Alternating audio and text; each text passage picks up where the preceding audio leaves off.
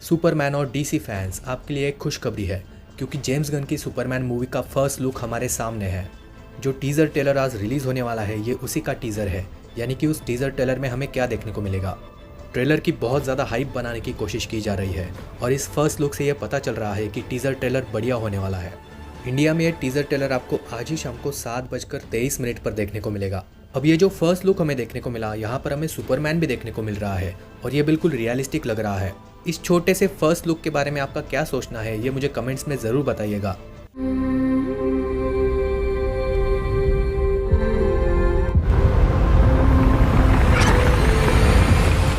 ये सिर्फ 30 सेकंड का फर्स्ट लुक है, लेकिन हमें ये भी सोचना चाहिए कि ये एक्चुअल मूवी के सीन्स है।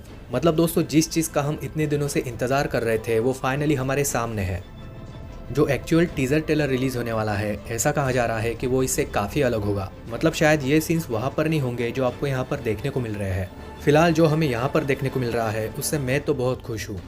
कुछ लोगों को इस टीज़र से कंप्लेंट्स भी है, उसके बारे में भी डिस्कस करेंगे।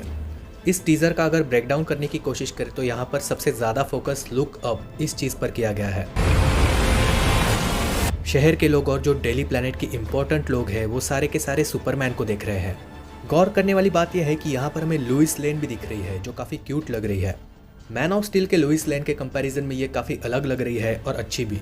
पीछे हमें जिमी ओल्सन और स्टीव लोम्बार्ड के कैरेक्टर्स भी नज़र आ रहे हैं।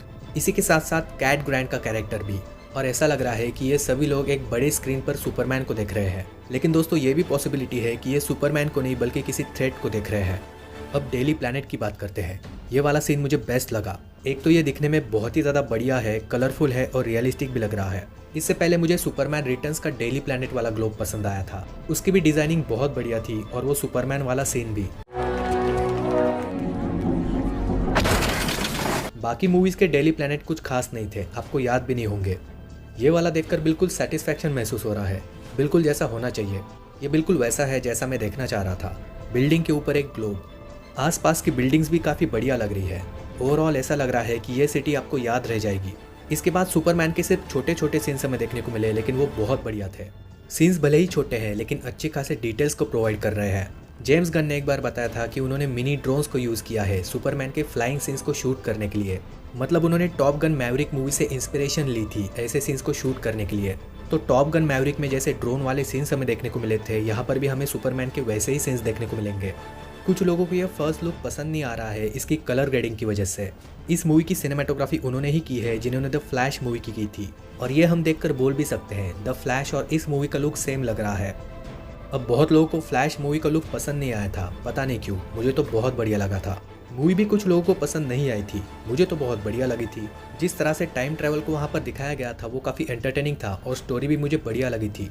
तो कुछ लोगों को इसका लुक पसंद नहीं आ रहा है, लेकिन पर्सनली मुझे बहुत ही बढ़िया लग रहा है। आपको मूवी के लुक के बारे में क्या लगता है, कमेंट्स में ज़रूर बताइएगा। ये वाला सुपरमैन कलरफुल है, मैन ऑफ स्टील की तरह डार्क नहीं है। उस हिसाब से इसकी कलर ग्रेडिंग परफेक्ट लग रही है। कॉस्ट्यूम के साथ सब कुछ मैच करेगा। मूवी को जहाँ पर डार्क होना चाहिए वहाँ पर डार्क भी लग रही है। ये वाली सुपरमैन की स्टोरी होप और ह्यूमैनिटी के ऊपर डिपेंड होने वाली है, तो आम लोगों के साथ ये ज़्यादा कनेक्ट करेगी। अगर किसी को जैक स्नाइडर के सुपरमैन का डार्क लुक पसंद नहीं था, उसे ये वाला लुक बहुत ज़्यादा पसंद आएगा। पता नहीं क्यों, लेकिन इस मूवी को हेट करने वाले बहुत लोग हैं।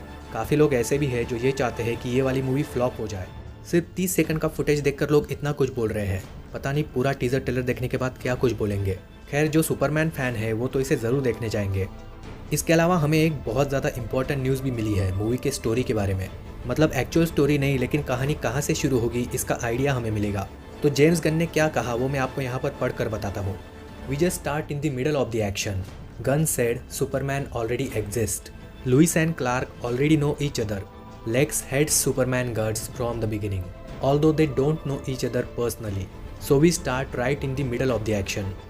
इसका मतलब है दोस्तों, मूवी में आपको यह दिखाया जाएगा कि सुपरमैन ऑलरेडी एग्जिस्ट करता है और लोग उसे पहले से ही जानते हैं।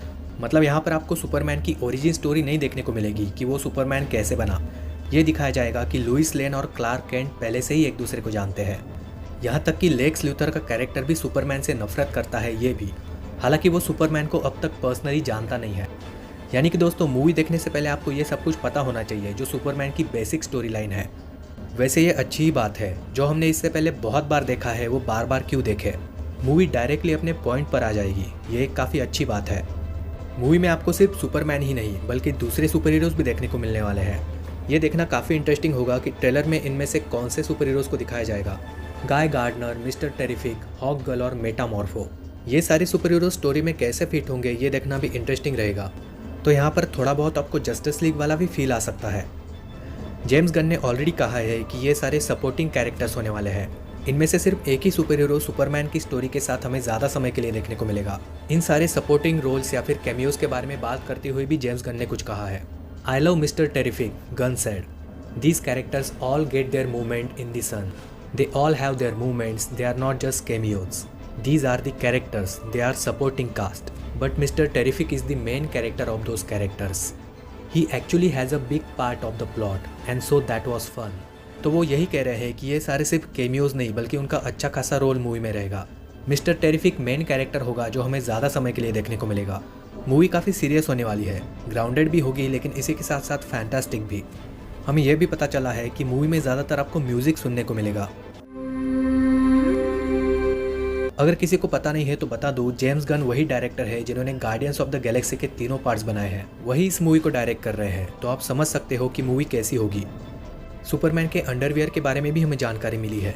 कुछ लोगों को सुपरमैन को ऐसे देखकर हंसी आती है, लेकिन यहाँ पर प्रॉपरली एक्सप्लेन किया गया है कि सुपरमैन अंडरवियर क्यों पहनता है। सुपरमैन एक एलियन है और उसके पास इतनी खतरनाक पावर्स है जिसकी वजह से लोग उससे डरते हैं।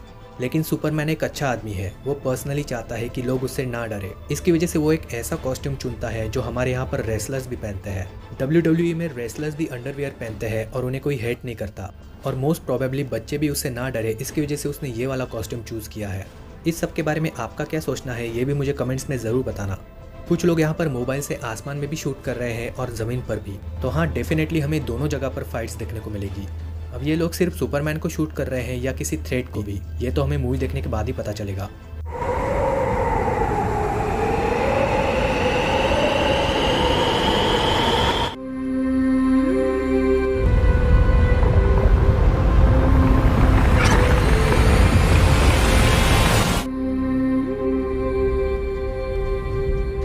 तो ये थे मेरे ओवरऑल ओपिनियंस। आपको इस सब के बारे में क्या लगता है ये भी मुझे कमेंट्स में ज़रूर बताना।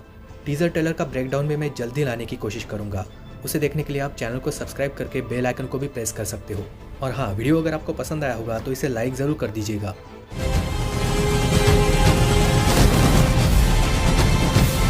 What do you think?